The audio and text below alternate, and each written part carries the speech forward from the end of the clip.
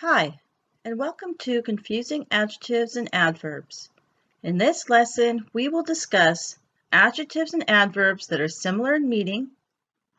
So let's look at some adjectives and adverbs that are similar in meaning but are used differently in English.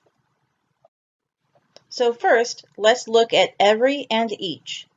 Every is an adjective used when the focus is on the larger group, while each is actually a determiner that focuses on individual items or people. Both words go with single count nouns and singular verbs.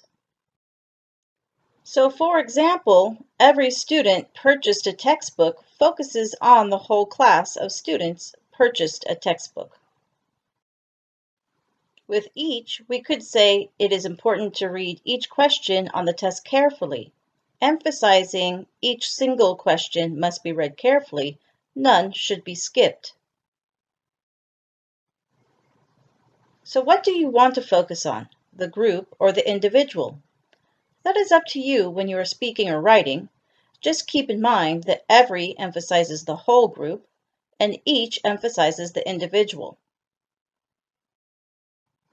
Also remember that when you use each and every, you need to follow it with a singular count noun and singular verb. Farther and further are another pair of confusing adverbs. Farther comes from the word far, meaning a long distance. But further relates to non-physical distance, either metaphorical or figurative type of language. With farther, we can have a sentence, a plane can travel farther than a car, meaning a plane travels more distance than a car can. But with further, as in, if you have further questions, email them to me, is more figurative, meaning more questions, not physical distance. So which one do you use if you aren't sure whether you are talking about distance or not? In this sentence, my friend is farther along in the book than I am. We need to ask ourselves, can we use distance to describe the pages in a book? Or is it my friend is further along in the book than I am? We ask, do we mean the number of pages in a figurative sense? When you aren't sure, further is safer to use in these cases. Here are three adjectives that are related but are different in meaning. Last means most recent in the past, or it could mean the opposite of first, when there are several things happening. But latter means the opposite of former when you have a choice between things. And latest means recent or newest. With last, we can say, last night I went to an interesting lecture about the future of biotechnology, meaning the most recent past night.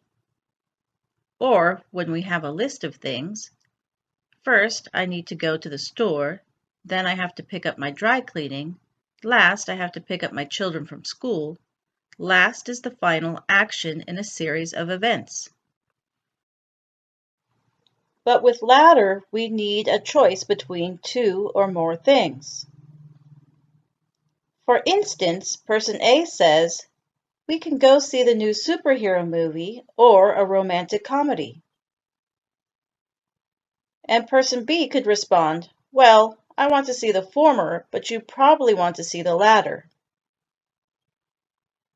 The former means the first choice, and the latter means the second or last choice. With latest, you may have heard, for the latest news and traffic, turn to channel on television. This means the information is recent. High and tall are both adjectives, but high means distance from the ground, usually wide items, and cannot be used for people or animals. But tall is a measure of height for narrow, vertical items and can be used for people and animals. So for example, we could say planes travel high above the ground so they can go fast, not tall above the ground. But we need to say Burj Khalifa Tower is a very tall hotel in Dubai, not high hotel. Ill is an adjective that refers to especially long-term physical or mental disease, or meaning bad. It's rarely followed by a noun, such as with ill health.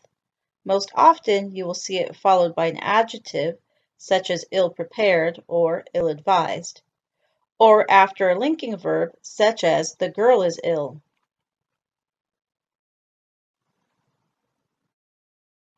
Sick is an adjective that refers to a physical illness, usually short-term. So we can say Margot has been ill for several years, meaning long-term physical disease. But with sick, we can say John had to stay home today with his sick child, meaning that the illness is temporary. We expect John's child to recover soon. Deadly and fatally can be confusing, but deadly is an adjective meaning to cause death, and as with most adjectives, it can be followed by a noun. But fatally is an adverb meaning to cause death and needs to be next to a verb.